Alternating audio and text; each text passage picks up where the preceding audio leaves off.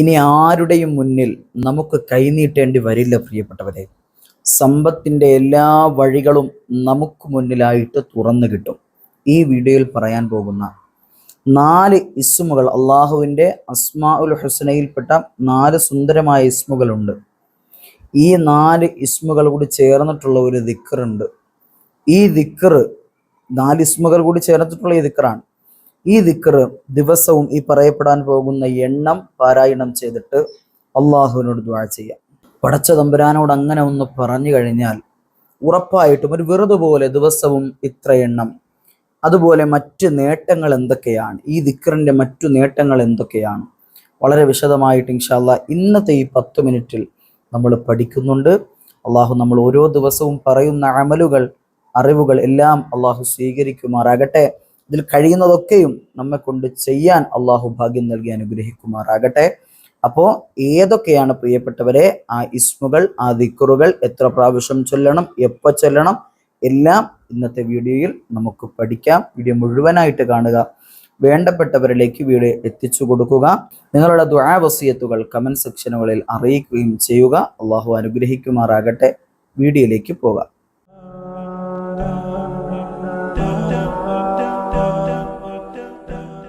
അസ്സലാമു അലൈക്കും വറഹ്മത്തുള്ളാഹി തആല വബറകാതുഹു. ബിസ്മില്ലാഹിർ റഹ്മാനിർ റഹീം. അൽഹംദുലില്ലാഹി റബ്ബിൽ ആലമീൻ.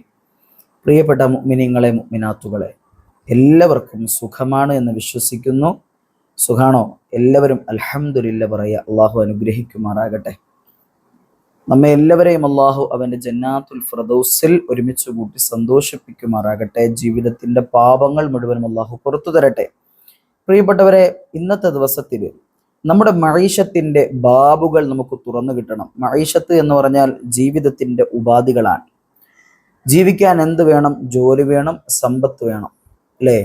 ജീവിക്കണമെങ്കിൽ, അല്ലെങ്കിൽ പട്ടിണി കിടന്ന് മരണപ്പെട്ടു പോകും, ദാരിദ്ര്യത്തിൻ്റെ വക്കിലായി പോകും, എല്ലാ പ്രയാസങ്ങളും കൂടി ഒത്തു കടന്നു വരും. സമ്പത്തുണ്ടെങ്കിൽ ഒരുവിധം നമുക്ക് പിടിച്ചു നിൽക്കാൻ കഴിയും, നല്ല ജോലി ഉണ്ടെങ്കിൽ പിടിച്ചു നിൽക്കാൻ കഴിയും. അപ്പോൾ ഒരാളുടെയും മുന്നിൽ നമുക്ക് പോയി കൈനീട്ടേണ്ടി വരില്ല പ്രിയപ്പെട്ടവരെ. അതിന് മഹത്തുക്കൾ നമുക്ക് പഠിപ്പിച്ചു തരുന്ന സുന്ദരമായിട്ടുള്ള 4 ഇസ്മുകൾ ചേർന്നിട്ടുള്ള പുണ്യമാക്കപ്പെട്ട ഒരു ദിക്റാണ്. അസ്മാഉൽ ഹുസ്നയിൽപ്പെട്ട ഇസ്മുകളാണ്. നമുക്കറിയാം, വലില്ലാഹിൽ അസ്മാഉൽ ഹുസ്ന ഫദ്ഉഹു ബിഹാ.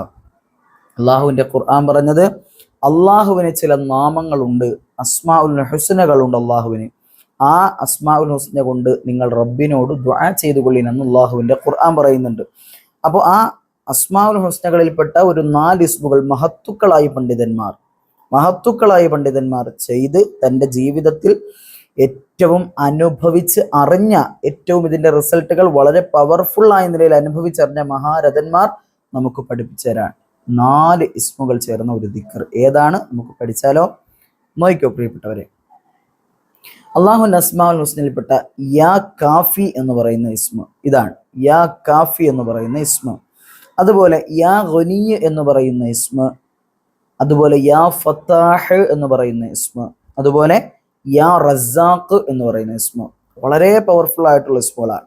ഈ 4 കൂടി ഒരുമിച്ച് ചേർന്നിട്ട് നമ്മളൊരു ദിക്റായിട്ട് ചൊല്ലണം. എങ്ങനെയാ? യാ കാഫി യാ ഗനി യാ ഫത്താഹ് യാ റസാഖ്. യാ കാഫി യാ ഗനി യാ ഫത്താഹ് യാ റസാഖ്. യാ കാഫി യാ ഗനി യാ ഫത്താഹ് യാ റസാഖ്. അല്ലേ? അപ്പോൾ ഈ സുന്ദരമാക്കപ്പെട്ട ദിക്ർ ദിവസവും എത്ര പ്രാവശ്യമാണ് ചൊല്ലേണ്ടതെന്നറിയോ? 111 പ്രാവശ്യം ചൊല്ലണം. എത്ര പ്രാവശ്യം? 111 തവണയാണ് മുടങ്ങാതെ ചൊല്ലുക. ചൊല്ലുമ്പോൾ വുളുഓടെ ചൊല്ലുക. കഴിവിൻ്റെ പരമാവധി നമസ്കാരമൊക്കെ കഴിഞ്ഞതിന് ശേഷം അള്ളാഹുവിനോടുള്ള വിറുതുകളൊക്കെ ചൊല്ലി, ദിക്റുകളൊക്കെ ചൊല്ലിയിരിക്കുന്ന സമയത്തിൽ ചൊല്ലുക, നല്ലതാണ്. ഏത് സമയത്ത് വേണമെങ്കിലും ഇൻഷാ അല്ലാഹ് ചൊല്ലാം. ദിവസവും 111 പ്രാവശ്യം ഈ പുണ്യമാക്കപ്പെട്ട ദിക്ർ ചൊല്ലുക. ഇത് ചൊല്ലിയാലുള്ള ഗുണം എന്താ? മഈശത്തിൻ്റെ ബാബുകൾ അള്ളാഹു തുറന്നു തരപ്പെടുമെന്നാണ്. മഈശത്തിൻ്റെ ബാബുകൾ എന്ന് പറഞ്ഞാൽ സാമ്പത്തികമായ നേട്ടങ്ങൾ അള്ളാഹു നമ്മൾ പോലും അറിയാതെ റബ്ബ് തആല എത്തിച്ചു തരും. തഖ്വയോടുകൂടി, ഇഖ്ലാസോടുകൂടി ചൊല്ലുക. തഖ്വ വേണം, ഇഖ്ലാസ് വേണം, അള്ളാഹു പറഞ്ഞ കാര്യങ്ങളിൽ അനുസരണ വേണം, അള്ളാഹുവിനെ വഴിപ്പെട്ടിട്ടുണ്ടാകണം. അങ്ങനെയുള്ള ആളുകൾക്കാണ് ഇത് പറഞ്ഞു തരുന്നത് എന്ന് പ്രത്യേകം ഒന്നുകൂടി വീണ്ടും ഞാൻ ഓർമ്മപ്പെടുത്താണ്. അല്ലാതെ ഇതിൽ വിശ്വാസമില്ലാത്ത കണ്ട ആളുകൾക്കൊന്നുമല്ല ഇത് ഞാൻ പറഞ്ഞു തരുന്നത്. ഇത് പറഞ്ഞു തരുന്നത് ഈമാനോടുകൂടി അള്ളാഹുവിൽ പരിപൂർണമായ വിശ്വാസമുള്ള, അള്ളാഹുവിൻ്റെ ഇസ്മുകളിൽ വിശ്വാസമുള്ള യഥാർത്ഥ മുഅ്മിനീങ്ങളോട് മാത്രം ഈ വീഡിയോ. ഇത് ചെയ്തിട്ട് എത്ര ആളുകൾക്കെന്നറിയോ പ്രിയപ്പെട്ടവരെ ഫലം? എനിക്കറിയാം, എനിക്ക് പലരെയും അറിയാം. അതുകൊണ്ടാണ് പറയുന്നത്. എത്ര ആളുകൾക്കെന്നറിയാമോ ഇതൊക്കെ ചെയ്തിട്ട് അത്ഭുതം നിറഞ്ഞ ഫലങ്ങൾ കിട്ടിയിട്ടുള്ള എത്ര ആളുകളുണ്ടെന്നറിയോ? അതുകൊണ്ടാണ് പറഞ്ഞു തരുന്നത്. 4 ഇസ്മുകൾ ഏതൊക്കെ? യാ കാഫി, യാ ഗനിയു, യാ ഫത്താഹു, യാ റസാഖ്. ദിവസവും 111 വട്ടം. ഇനി ഇതിന് വേണ്ടുന്ന മറ്റു നേട്ടങ്ങളുണ്ട്, മഹാരഥന്മാർ രേഖപ്പെടുത്തുന്നുണ്ട്. ഇത് ദിവസവും മുടങ്ങാതെ ചൊല്ലുന്ന ആളുകൾക്ക് ഇസാലത്തുൽ അദുബ് ലഭിക്കും. എന്ന് പറഞ്ഞാൽ ശത്രുത അവനിൽ നിന്ന് നീങ്ങിക്കിട്ടും. അതിപ്പോ ശൈത്വാനിന്റെ ശത്രുതയാകാം, അല്ലെങ്കിൽ ഇൻസാനിന്റെ ശത്രുതയാകാം. മനുഷ്യരുടെയും ശൈത്വാനിന്റെയും ഏത് ശത്രുതയായാലും അവനിൽ നിന്ന് പരിപൂർണമായും ആ ശത്രുത അങ്ങോട്ട് എന്ത് ചെയ്യും? നീങ്ങിക്കിട്ടും. എന്തോ ഒരു സന്തോഷം നിറഞ്ഞ കാര്യമാണ് അല്ലേ? ശത്രുതകൾ നീങ്ങിക്കിട്ടുക എന്ന് പറഞ്ഞാൽ വലിയ അനുഗ്രഹമാണ്. അതുപോലെ തന്നെ അവന്റെ മഈശത്തിന്റെ ആവശ്യങ്ങൾ അള്ളാഹു തആല റിസ്ഖിൽ അഭിവൃദ്ധി നൽകി കൊടുക്കും. അവന്റെ ജീവിതത്തിന്റെ ഉപാധികളിൽ അള്ളാഹു അധികരിപ്പിച്ചു കൊടുക്കും. സമ്പത്തുകളാകട്ടെ, അതുപോലെ തന്നെ വീട്ടിൽ ആവശ്യമായ ഏത് നല്ല നല്ല സാധനങ്ങൾ, അത് ജീവിതത്തിന്റെ ഉപാധികളാണ്. ആ ഉപാധികളിൽ അള്ളാഹു ബറക്കത്ത് കൊടുക്കും എന്നുള്ളതാണ്. അതുപോലെ തന്നെ ഉദ്ദേശങ്ങൾ പൂർത്തിയാകും എന്നുള്ളതാണ്. മഹാരഥന്മാർ പ്രത്യേകം രേഖപ്പെടുത്തി വെച്ചിട്ടുണ്ട്. ഇത് വേറൊരു രീതിയിൽ നമുക്ക് ചൊല്ലാവുന്നതാണ്. 2380 തവണ. എത്ര പ്രാവശ്യം? 2380 തവണ. എണ്ണം അങ്ങോട്ടോ ഇങ്ങോട്ടോ മാറാതെ വളരെ കൃത്യമായി എന്ത് ചെയ്യാം? എണ്ണി തന്നെ ചൊല്ലണം. എണ്ണി എന്ന് പറഞ്ഞാൽ മനസ്സിൽ കറക്റ്റ് നമ്പർ, അതിൻ്റെ തെറ്റുപോകാതെ കൃത്യമായി എണ്ണി തിട്ടപ്പെടുത്തി കറക്റ്റ് 2380 പ്രാവശ്യം ചൊല്ലിയിട്ട് അള്ളാഹുവിനോട് ദുആ ചെയ്യുക. അള്ളാഹു റിസ്ഖിൽ ബറക്കത്ത് തരും. മഈശത്തിന്റെ ആവശ്യങ്ങൾ അള്ളാഹു എന്ത് ചെയ്യും? സാമ്പത്തികമായിട്ട് നല്ല നേട്ടമുണ്ടാവും എന്നുള്ളതാണ്.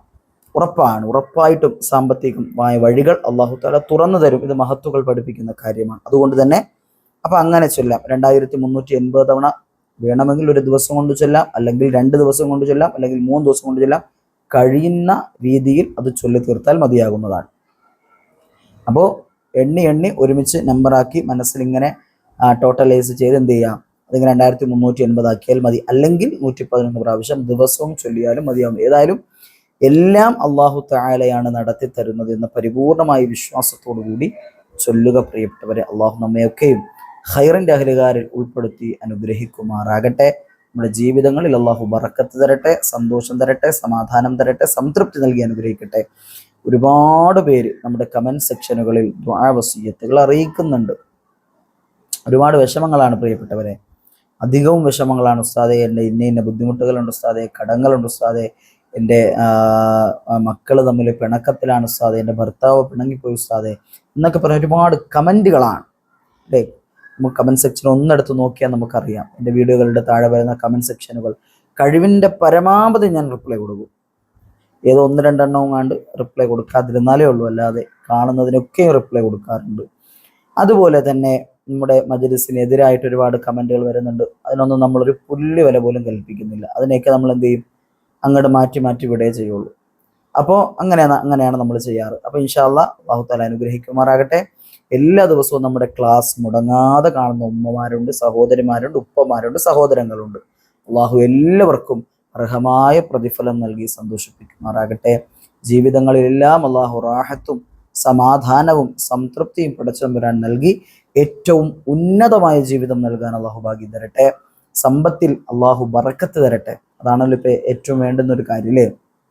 സമ്പത്ത് വേണമെങ്കിലേ സമാധാനം ഉണ്ടാവുള്ളൂ. കടമാണ്, അതുകൊണ്ട് ഇപ്പോൾ സമ്പത്ത് കൊടുത്താലേ അതിപ്പോൾ ആ കടങ്ങൾ വീടുള്ളൂ അല്ലേ?